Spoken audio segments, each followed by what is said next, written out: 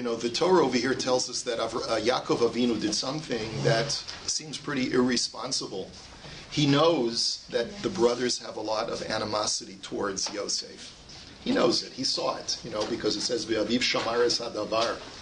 That, after the brothers are so jealous and they express their resentment to Yosef after he tells them his dreams, it says, V'aviv shamaris hadavar, that Yaakov is looking at this and he knows what's going on. He harbors this in his heart. He sees the animosity among the brothers towards Yosef. And yet, what does he do? The very next thing that he does, the Torah says, and we have it on your sheet, in Perek Lamed Zayin, Pasuk Yud Gimel, Yisrael turns to Yosef and he says to him, Halo achecha ro'im bishchem. Behold, Yosef, your brothers are shepherding in the town of Shechem. Lecha ve'eshlachacha alehem. Go and I will send you to them. Vayomer lo hineni. And Yosef says, here I am, I'm ready to go. Next pasuk, Vayomer lo lechna re'eya shalom achecha ve'et shalom hatzon. Go and find out the welfare of your brothers and the welfare of the sheep. Vahashiveni davar. And then you'll come back and you'll tell me. Vayishlachehu me'emek Chevron vayavo Shechema. And he sends him from the valley of Chevron, and then he comes to Shechem. Tetvav vayimtsaehu ish v'hinei to'eh basadeh. Yosef finds a man who Chazal tell us is an angel. And Yosef is sort of wandering aimlessly in the field because he can't find his brothers. Vayish alehu ha'ish lemor ma tivakesh. So the man, or the angel, says, excuse me, sir, what are you looking for? Tezayin. Vayomer es achai anochi mevakesh. Yosef says, I'm seeking my brethren. And by the way, you know that one of the reasons why Yaakov did this is because he wanted Yosef to say those fateful words. Et achai anochi mevakesh. I seek my brethren. Because that in itself is what every Jew has to say. I seek my brethren. Hagidana li eifohem ro'im. Please tell me, where are they shepherding? So, Yud Zayin, Vayomer ha'ish nasu umizeh. So the man tells him, oh, well, they've already left. Ki shamati omrim neilcha dotana. Because I've heard them say that let's go to Dotan. Vayelech Yosef acharecha vayimtzaim bedosan. So Yosef goes after his brothers and he finds them taka. They're no longer in Shechem. They've gone to Dosan. Vayiru oso meirachok. The brothers see him from a distance. Uveterem yikrav alehem vayisnaklu oso lahamiso. And before he can even come close to them, the brothers plot. They conspire to kill him. And you know the rest of the story. We don't need to read the rest of the psukim. But this is sort of like the gap portion of the story between the dreams of Yosef and where they throw him into the pit. This is the gap in the story where the series of events occur in order to bring Yosef to this very, very dangerous and perilous event. And the question really is on Yaakov. How could Yaakov do this? He knew that the brothers really didn't like Yosef. Why is he sending Yosef into the lion's den, proverbially? So, take a look at the Or HaChaim HaKadosh, source number 2, and he says as follows. He says, Perush lecha etzel achecha. So, really, what Yaakov was saying is, go to your brothers, v'im ata choshesh l'sin atam, and if you're worried about their hatred, hareini melavecha v'sholchecha bidvar mitzvah. Don't worry. I am sending you for a dvar mitzvah. I'm telling you, go ahead and do a mitzvah. And what do we know about people who are going to do a mitzvah? Why do you give a person shliach mitzvah geld? To protect them. To protect the person. Yes, because when you give a person, by the way, that's why you don't need to give a person shliach mitzvah geld if they're going to Eretz Yisrael. Because going to Eretz Yisrael is a mitzvah. So if the whole purpose of shliach mitzvah geld is to protect the person, because shluchei mitzvah einam nizokim, that people who are going to do a mitzvah are protected from harm. So here, take this money, do a mitzvah with it, and so you'll be my shliach for a mitzvah, you'll be protected from harm. I'm going to Eretz Yisrael. So you're already protected. Anyone's going to Eretz Yisrael. When you leave Eretz Yisrael, that's when you need to take shliach mitzvah, right? That's the reason, okay? Now, you could give someone tzedakah money to give to the poor in Eretz Yisrael. That's a virtuous thing to do, but it's not really shliach mitzvah geld. It's just giving them tzedakah. Okay. But in any event, this was Yaakov's intention. I want you to go see your brothers, and by the way, you're a shliach mitzvah. You're doing a mitzvah because you're fulfilling the mitzvah of kibbud avayim, and v'shluchei mitzvah inam nizokim. And as we know, that people who are sent or dispatched to do a mitzvah are free from injury, will be spared from any harm. The next pasuk, the Orach Chaim continues. He says, "Lecha lechna re'ei."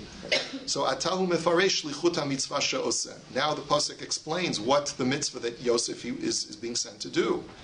He says, "Va'amar v'hashiveni davar," and also I want you to come back and give me a response. He says, "Aso shliach lahachzir lo tshuva shebazeh afilu laman da'amar shluchei mitzvah einam nizokim da'afka b'halichatan avalo b'chazaratan." He says, we paskin, I think it's Rabbi Eliezer who says it, that when you're sent to do a mitzvah, you're guaranteed from harm both on the way to do the mitzvah and also on the way back. But that's only according to one opinion. So Yaakov was saying to him, just in case you're not protected on the way back, so I want you on the way back, you'll be doing a mitzvah also. Number one, you'll be fulfilling my mitzvah of kibbud avayim by seeking the welfare of your brothers. And then you need to report back to me. So that's also a mitzvah, to report back to me. And that way you're protected both on the way there and on the way back. And that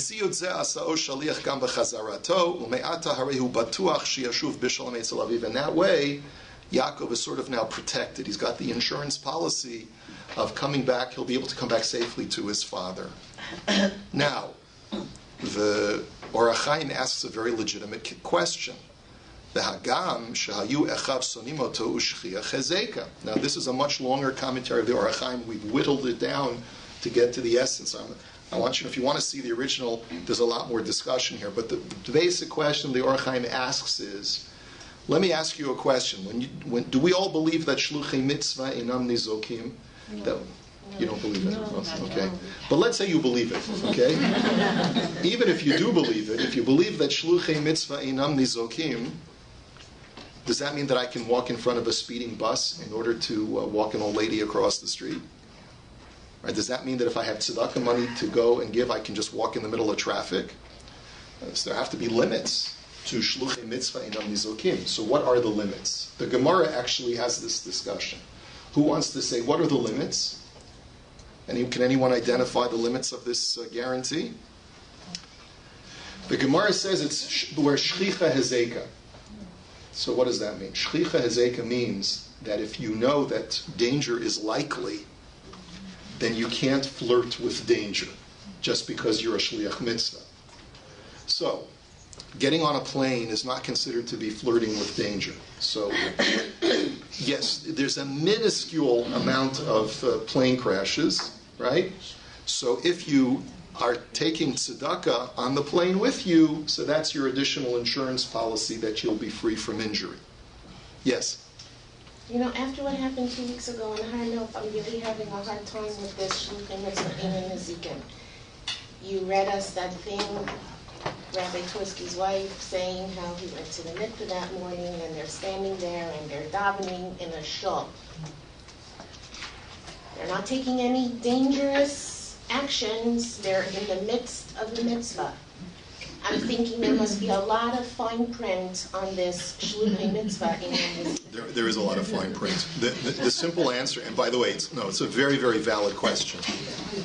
There's a lot of fine print, you're right. But more than that, the Gemara only gives the guarantee if you're on your way to do a mitzvah, not if you're actually in the midst of doing a mitzvah. There's a difference between the two. But even more than that, you know the famous story about Acher? Yeah. About Rabbi Elisha ben Abuya? What caused him to become a heretic? He saw a father telling his son, climb up on the ladder, or climb up the tree, and fulfill the mitzvah of Shiluach HaKen, and send away the mother bird. The two mitzvahs in the Torah, the only two mitzvahs in the Torah, where the Torah says that if you do that, you'll have long life. And what happens? Kid climbs up a tree, slips, and he falls, and he dies. So, Elisha ben Abuya says, les din v'les dayan, there's no justice, there's no judge, this is all just a free-for-all. And of course the Gemara says, well, how do we make peace with that? The Gemara says, because L'man yarichun yamecha, can sometimes be referring to not in this world, but in the next world as well. So, but what about the fact that shluchei mitzvah einam nizokim? That people who are sent to do a mitzvah are free from damage, are free from injury. This kid was certainly a shliach mitzvah. He's climbing up a tree to do a mitzvah. So there's fine print. So that's all you can say. There are qualifications to this mitzvah. When Chazal say that shluchei mitzvah einam nizokim does not mean an absolute guarantee in every single situation that a person who's on his way to do a mitzvah will be freed from injury. But there are certain because there are certain judgments that are absolute. That when it's time to die, it's time to die. There are other judgments that apparently, and again, this involves very advanced divine workings, but there are other judgments that are conditional judgments. That God says, if X, then you'll die, and if Y, then you won't die. So they're in those certain kinds of situations where the decree is not absolute. When a person is on his way to do a mitzvah, he has extra protection. That's the simple way to understand how you reconcile all of these situations. Okay, so I register the complaint, right? Above, yes? Okay, yes. I agree with you for this explanation, but there is a question, what kind of death? I was shaken from this pasuk when these 3 boys who were killed on this bus stop, the driver who brought them there told them, maybe you shouldn't be here. And they said, don't worry, we said Tfilat Haderech. And this is what happened. But, okay, when this time is die, it is time to die. But what kind of death? Okay, there's much more to discuss. Yes. If I may make 2 comments on yes, related please. things. With Shiluach HaKan, perhaps, I don't know, maybe I shouldn't say this, perhaps there's another way of looking at the whole Inyan of Shiluach HaKan, and the father perhaps misinterpreted. Perhaps Hashem meant by Shiluach HaKan, if you need those eggs, then you go and take them in such and such a way that is not, okay? And not just stam, you go and take them. And maybe Hashem was trying to teach Chazal a lesson by, look at this. Could be, but that it goes really, Abaya says explicitly in the Gemara that even if you don't need the eggs, there's still a mitzvah. There's a debate in the Gemara, but okay, so maybe I have trouble with that. Okay. My second comment, if I may, Please. related to Rebbe Tzatorsky, and in her words, very emotional words at the time that I think hit all of us, when she said that if a tzaddik is standing and davening and somebody comes in to shoot, then if he's not meant to die, he won't die. Am I right that I understood it relatively correctly? Well, I mean, I don't think she was speaking theologically, but she was saying that my husband died the way he lived. He died in a very holy place. But my concern was that a 17-year-old boy reading that, hearing it, and she's saying it in the height of emotion, could think, okay, well, when we hear the azakot, the sirens going, if I'm meant to die, I will die. So I don't have to go hide. I don't have to go run to a shelter, and it's very dangerous. Okay, so you're right. It has to be qualified very carefully. I don't think that's clearly that's not what she was advocating. But No, she wasn't advocating. And again, it goes back to what I said to Patricia before: is that we all make peace with the realities that are presented to us in life, using different perspectives of the realities that we're presented with. And for her, this was tremendously consoling. I understood where she came from. Yeah. I understood. I just think it's So we have to be careful. qualifying. We have to be careful not to I extrapolate. understood from her depths of emotion, and Yeah. nobody can really, but just the nature. Well said. Okay, let's go back to the simple stuff. So the Orach Chaim's question is very simple. If we know that there's a principle of shchicha hezeka shaini, that when peril is prevalent, you're not allowed to rely on the mitzvah that you're doing. So still the question is back, what right did Yaakov have to send Yosef into a place where peril was prevalent? He says, and this, again we're skipping many lines, but he answers, She'echav lo hayu vadai shchiach hezeka, ki lo ya'ale al dat Yaakov, shekol kach yisna'u Begeder shelo yatzil miyadam shlichut mitzvah. That Yaakov didn't think that it was such a perilous thing. Yaakov didn't think that it was so perilous that, I don't suspect. I know that my other sons don't like Yosef, but I don't really think that it rises to the level of real imminent danger that they're going to take out a dagger and kill him. He was worried they might do something to him, so there's mild potential danger, or risk at least, and therefore shluchei mitzvah inam nizokim. But he didn't think that the danger rose to a level where he couldn't rely on that device. But then he asks another question. He says in the next paragraph, V'im tomar im kein lama haya masha haya le'eved nimkar Yosef. Well, then why didn't it work? I mean, if Yaakov anticipated and he sent Yosef to do a mitzvah because shluchei mitzvah inam nizokim, because when you're going to do a mitzvah, you're protected from harm. Well, then why did it end up backfiring? Like, what went wrong? So he says a very strange answer. He says, Yesh lomar shenezek shetachlito hatava umala gedola eno chashuv nezek. One answer he gives, he said, really it was for Yosef's benefit to get sold into slavery. I mean, ultimately, it wasn't a bad thing. It wasn't injury to Yosef. At the moment, it felt terrible. Like, it felt like the worst thing that could possibly happen to a human being in the world is to get sold into slavery against his will. But it really turned out to be a tremendous bracha, so that's why all's well that ends well. That's one answer. He says, Va'otam yesh badavar, v'hu ki Yaakov alav hashalom dikdek b'dvarav b'shlichut. But if you look carefully in what Yaakov really sent Yosef, look at carefully what he told him to do. Halo achecha ro'im b'shchem lecha ve'esh lachacha aleihem. He says, go to Shechem and see how your brothers are faring. Harei gila da'ato b'feirush ki shlichuto hu l'Shechem. I only want you to go to Shechem to see how your brothers are doing. Ucheshalach Yosef v'lo mitzam b'Shechem v'alach lechazer achareim b'makom acher harei hu shliach atzmo. He's not, when he goes and leaves Shechem to go to Dotan, he's not fulfilling his father's proxyship anymore. And therefore he's no longer a shliach mitzvah. I don't like that. Yeah, you don't like that answer. Yeah, go ahead, Tom. Is it not possible that Yaakov just miscalculated the depths of the brothers' feelings? Well, yes, but the Or HaChaim does not want to say that. The Or HaChaim looks at Yaakov as all wise and understanding and discerning.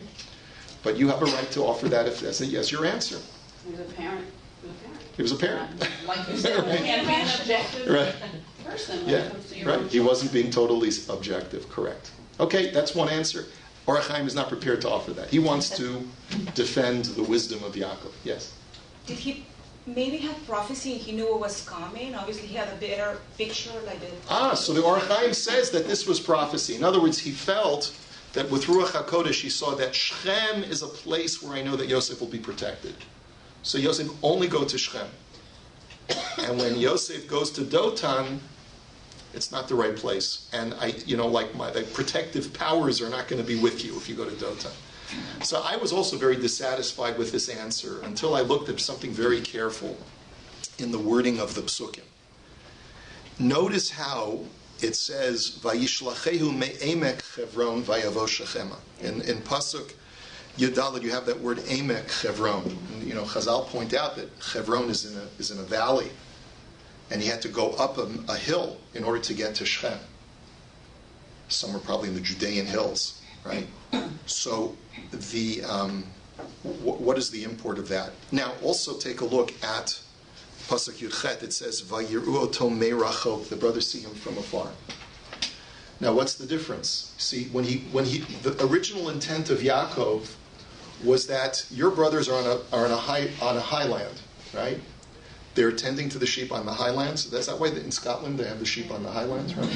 Right, because you're a Highlander because you have your sheep on the high, right? So they're not going to see you because when you come from down on the side of the hill, they're not going to see you until you pop up your head and you're right there, right next to them. But that's not what happened. He goes to Dotan, and in Dotan it's a flat land. And so they can see him from far away coming. And this is what enables them to conspire. Because if you look at the next pasuk, Vayomru ishel achiv hinei bal hachalomot halazeba. Look, here comes the dreamer. Now we have time to talk while Yosef is on his way coming to us. And that's the reason why it didn't work, why Yaakov's plan didn't work. Because if you go and you surprise them and all of a sudden you're in their face, they don't have time to conspire against you. So then there's a chance of you reconciling with them. You'll schmooze with them. You'll bring them something to eat or to drink from home. They'll make nice again. But if you're coming from a distance, they can see you from far away. It's not good. But I think there's a very important ethical lesson that we're meant to take from this story, and that is that there's a big difference when you see someone from a distance versus when you see someone up close. A lot of times when you see people at a distance, you make certain assumptions and conspiracies in your mind. Like,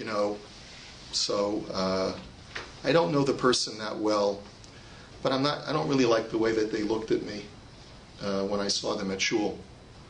Or did you notice she walked right past me and didn't even make eye contact, pretended I wasn't even there?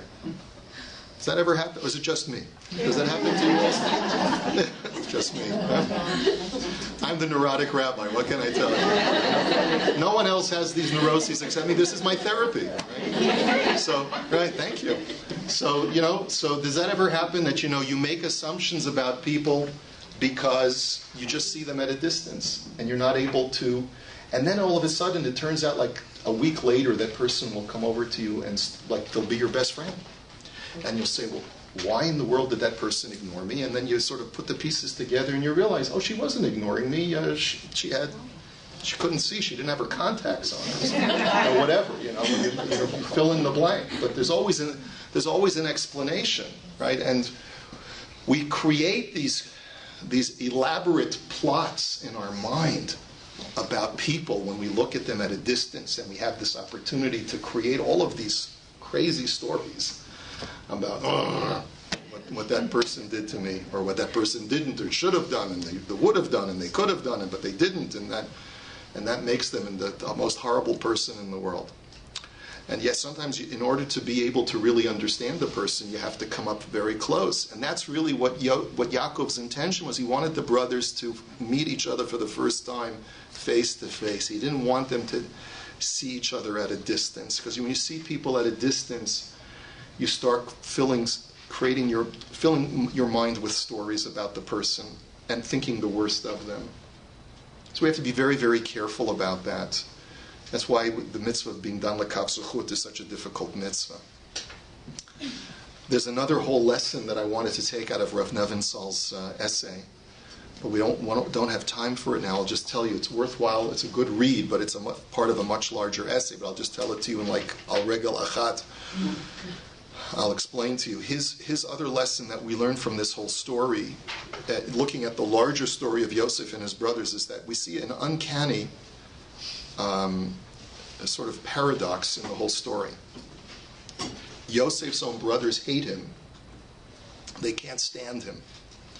And yet, when he makes his way down to Egypt, the Egyptians, the anti-Semites, the people who you would think would be the people who would hate the Jew the most, everyone's in love with Yosef. He can do no wrong, whether it's in jail or whether it's in the house of Potiphar. And you see from here that when it comes to chen, when it comes to a person's likability factor, there's no rhyme or reason for these things. People that you think would normally be your best friends sometimes will hate you, and people that you think would normally be your sworn enemy sometimes are your best friends.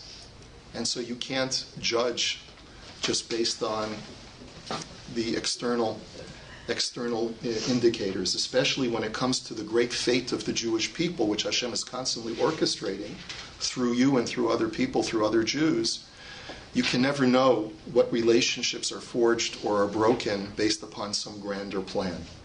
So that's why that's another idea that's related to the idea of making friendships and repairing friendships that we should all keep in mind, is that sometimes your best friend will come from the least expected place, and sometimes the person who you thought was going to be your best friend turns out to be a backstabber.